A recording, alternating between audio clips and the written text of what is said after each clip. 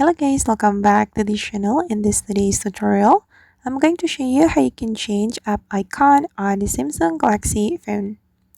Okay, let's get into it guys. First thing first, you need to go to your setting in your Samsung Galaxy phone. And after you have opened your settings, you can go to the themes. You can open the Galaxy themes to change your icon or your app's icon.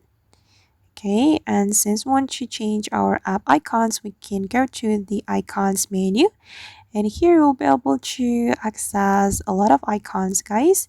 If you want to get a free icon, you can go to the top and then select all and select free.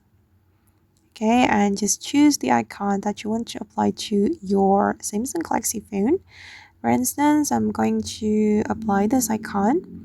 Before we apply the icon to our Samsung Galaxy phone, we have to download it.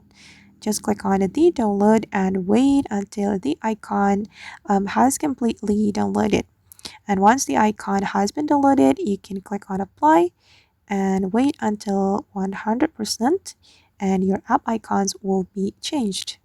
As you can see guys that now my app's icon in my Samsung Galaxy phone has changed.